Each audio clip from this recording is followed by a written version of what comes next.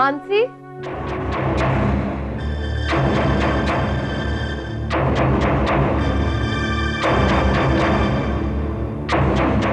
एक मिनट मानसी।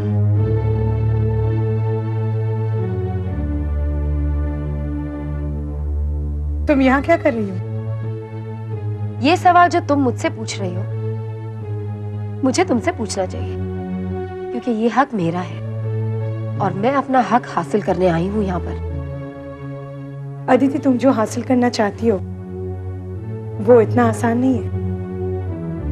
मानसी, मेरे पास ऐसे कई प्रूफ हैं जो मैं तुम्हें अभी इसी वक्त दिखा सकती हूँ। मानसी, तुम्हारी और मेरी हालत एक जैसी है। जय ने तुम पर भी बलात्कार किया था ना।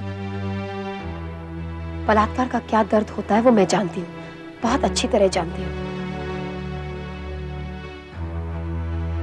मैं जानती हूँ कि जय मुझसे प्यार नहीं करता, इसलिए उसने तुमसे शादी कर ली। शायद ही किसी ने मेरी इतनी बेइज्जती की होगी कभी, लेकिन अगर मेरी बेटी का फ्यूचर का सवाल नहीं होता तो मैं ये हक मांगने कभी नहीं आती। मैं बस इतना चाहती हूँ कि मेरी बेटी को उसके बाप का नाम मिले। तुम ही बताओ मानसी, मैं जो कर रही हूँ गलत कर रही हूँ? अदिति, एक औरत होने के नाते दूसरी औरत का दर्द मैं समझती हूँ, लेकिन एक औरत जब चाल चलती है वो भी मैं अच्छी तरह से समझती हूँ। और इस वक्त तुम्हारी बातों में एक औरत का दर्द नहीं, तुम्हारी चाल नजर आ रही है। मानसी, तुम ये कभी साबित नहीं कर पाओगी। साबित तो तुम्हें करना है। तो ठीक है, आज शाम को तुम मुझे मिलना। मैं तुम्हें वहां वो सारे सबूत दे दूंगी जो ये प्रूव कर देंगे कि जय मेरा पति है।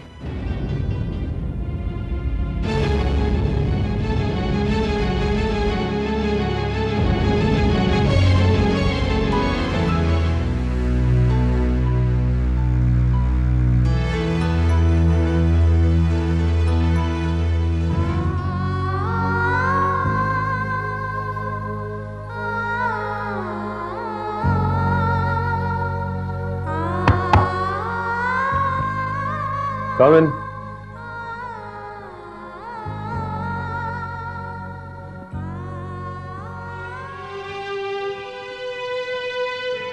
नमस्ते विपुल जी। नमस्ते। आप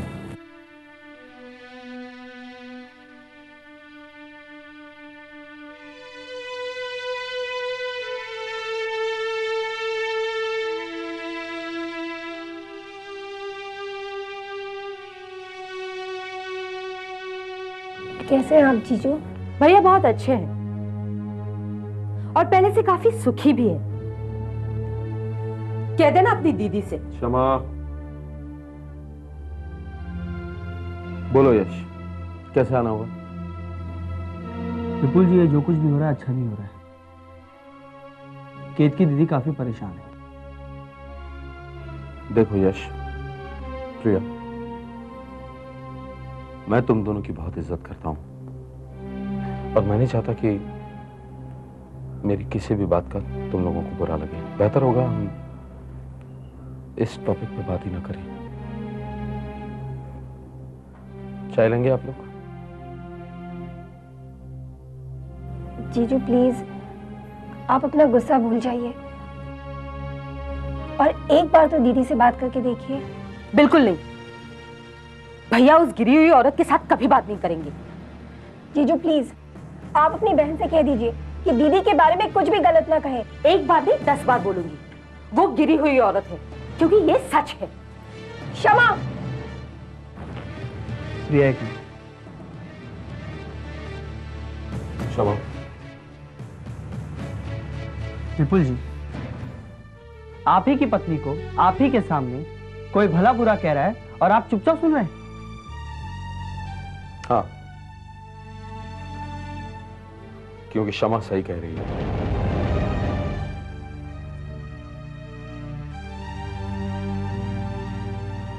केतकी जैसी बेशर्म औरत मैंने जिंदगी में नहीं देखी और आज मुझे उसे अपनी पत्नी कहने में शर्म आ रही है।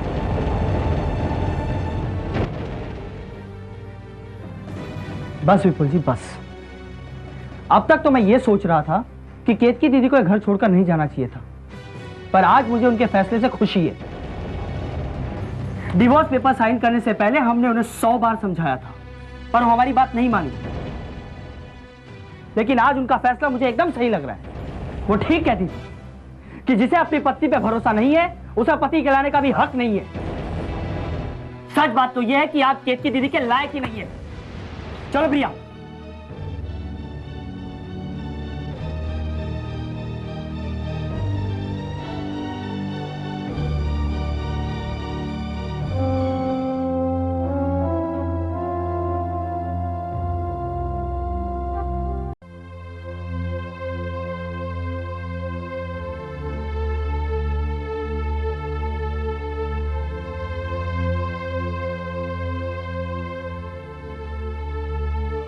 दादी, आपने मुझे बुलाया? हाँ बेटा, इधर आओ और बैठो।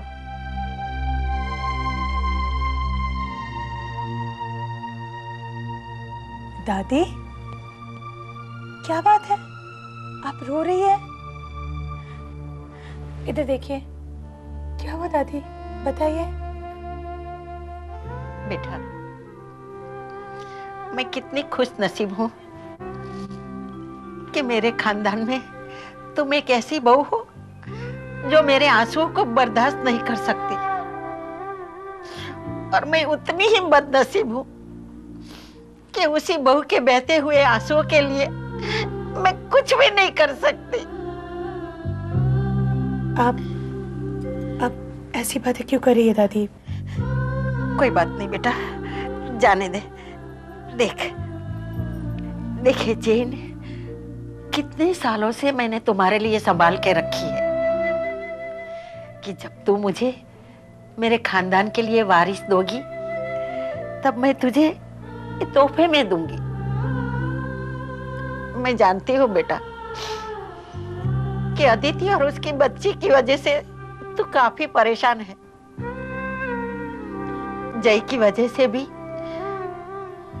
तुम्हें बहुत दुख सहना पड़ा है, फिर भी तूने इस घर को कभी टूटने नहीं दिया। तुम्हारे होने से इस घर का माहौल अलग सा हो जाता है, पर फिर भी मैं तुम्हें दुखी नहीं देख सकती। ये सब मुझसे नहीं सहा जाता। इसीलिए मैं कहती हूँ कि अगर तू इस घर को छोड़ना चाहे तो तू घर छोड़कर जा सकती हो। जहाँ इंसान का दिल ना लगे वहाँ इंसान को नहीं रहना चाहिए, नहीं रहना चाहिए बेटे। जिस घर की दादी पोते की बहू के दुखी होने से दुखी हो, जिस घर की बुआ मेरी वजह से अपने सगे भाई का घर छोड़ने के लिए तैयार हो, जिस घर में मेरे मम्मी पापा जैसे सास ससुर हो, जिस घर में जय जैसा पति हो, जिसने हमेशा मेरा साथ दिया हो, जिस घर में मुझे इतना मान, इतना सम्मान मिला हो, उस घर को छोड़ने के बारे में मैं तो सोच भी नहीं सकती दादी। मैं सोच भी नहीं सकती। और रही है अदिति की बात, मुझे पता है दादी वो झूठी है। मुझे जय की सच्चाई पर पूरा यकीन है। बेटा, मैं तो भगवान से प्रार्थना करती हूँ कि हर घर में तेरे जैसी बहू हो।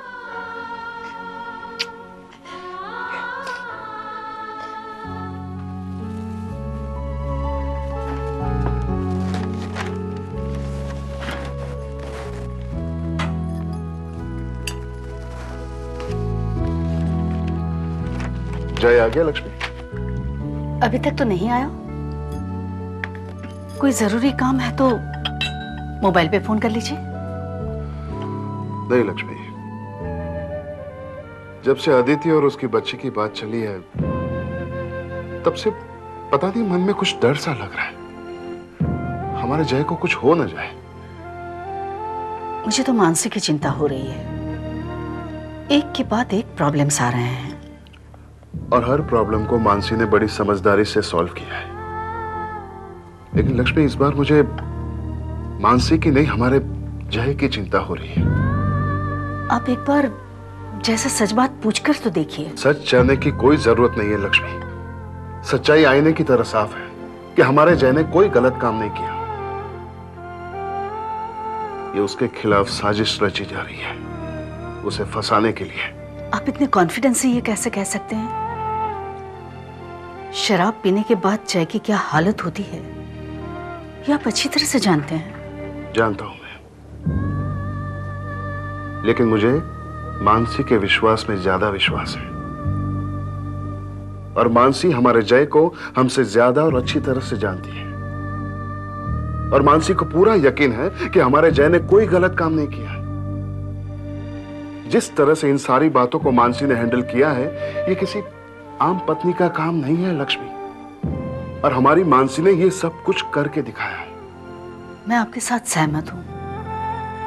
जब तक मानसी जय के साथ है, जय कोई गलत काम नहीं करेगा। बस एक बार ये अदिति की बात का फैसला आ जाए, फिर कोई चिंता नहीं। धीरज रखो लक्ष्मी, वक्त आने पर सब कुछ अपने आप ठीक हो जाएगा। जय, तुमने मुझे बुलाया? अरे भैया आइए। क्या बात है जय, तुम परेशान लग रहे हो? भैया मुझे लगता है कि हमारे खानदान पे किसी की नजर लग गई भैया। पहले से आरती और उसकी बच्ची को लेकर टेंशन चल रही है, और इधर केत की भाभी और विपुल भैया का रिश्ता भी डिवोर्स तक पहुंच गया है। देखो जय, इसमें हम और तुम कुछ भी नहीं कर सकते, क्योंकि अपने कर्मों की सजा तो हर किसी को भुगतनी पड़ती है। लेकिन भैया फिर भी हम कोशिश तो कर सकते हैं ना। मुझे विपुल भैया के मामले में कोई भी दिलचस्पी नहीं है जय, और वैसे भी उस इंसान को समझना किसी के बस में है नहीं। लेकिन भैया अगर इसी तरह हाथ पर हाथ धरे बैठे रहे तो पूरा का पूरा घर बिखर जाएगा भैया। जय देखो, मैं तुम्हें पहले भी कह चुका हूं और अब भी कह रहा हूं, मुझे इन सब बातों में कोई भी इंटरेस्ट नहीं, क्योंकि जो होना होता है वो होकर ही रहता है।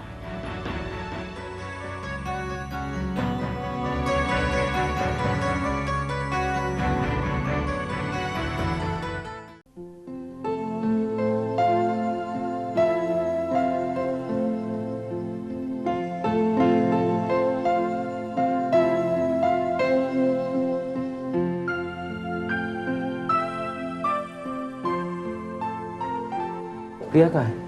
यहीं है क्या कहीं? प्रिया? प्रिया यहाँ क्यों आएगी?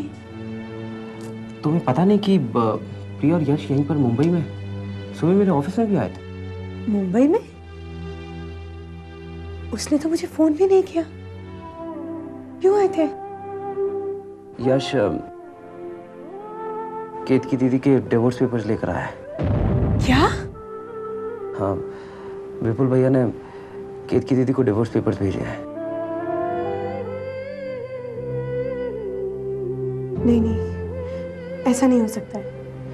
मैं दीदी को समझाऊंगी। मैं दीदी को डिवोर्स पेपर्स पर साइन नहीं करने दूंगी। विपुल भाई ऐसा नहीं कर सकते। लेकिन केत की दीदी ऑलरेडी पेपर्स पर साइन कर चुके हैं, और यश बहुत ही जल्द वो पेपर्स विपुल भैया तक पहुंचा भी देगा। इतना सब कुछ हो गया और दीदी ने मुझे बताया भी नहीं। पता नहीं ये सब क्या हो रहा है। चलो मैं चल रही हूँ, मुझे देर हो रही है। पर तुम जा कर रही हो? मैं दीदी से मिलने जा रही हूँ। मानसी, कोई जरूरत नहीं वहां जाने की। बेफिजूल की चीज को बढ़ावा देने का फायदा क्या मानसी? और तुम तो जानती हो झूठी है वो। तुम वहां जाओगी वो और कोई चाल चलेगी। जी आज वो मुझे प्रूफ्स दिखाने वाली है। मानसी, कोई प्रूफ्स नहीं है, वो हमारे खिलाफ साजिश कर रही है बस। मैं जानती हूँ जय, इसलिए तो मैं जा रही हूँ, क्योंकि मैं जाऊंगी और वो मुझे कुछ नहीं दिखा सकेगी और सब कुछ साफ हो जाएगा।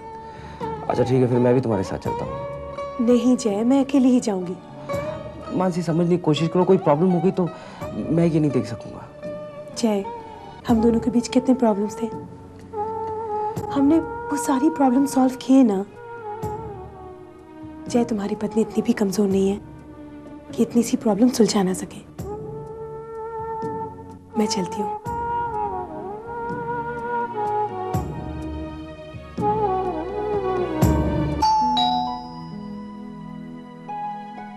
जा बेटा, जाके देख कौन है दरवाजे पर।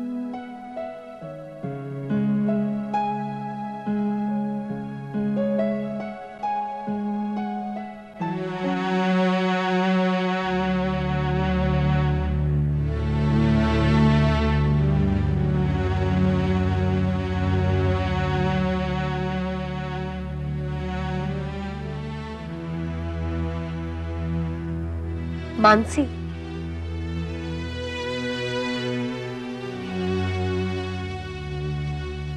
बैठो।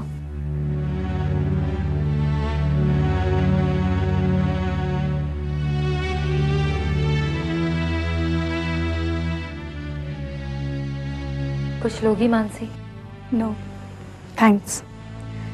अदिति, तुम मुझे कुछ प्रूफ दिखाने वाली थी। मानसी प्लीज, बच्ची के सामने तो ऐसा मत बोलो। I am sorry. बेटा, आप दूसरे कमरे में जाके खेलो। ओके, गो।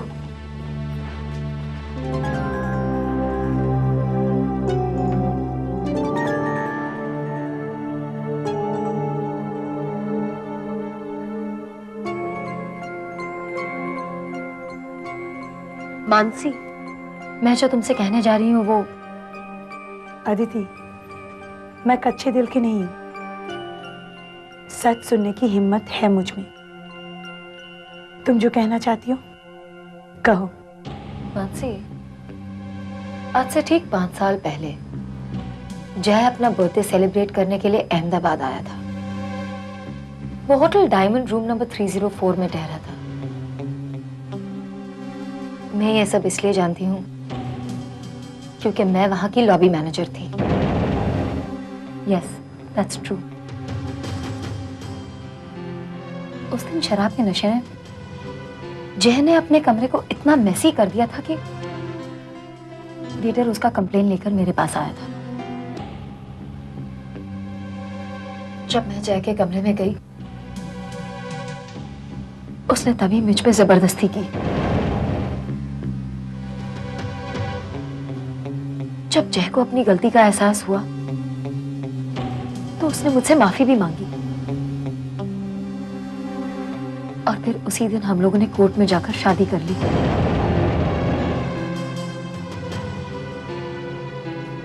ये देखो।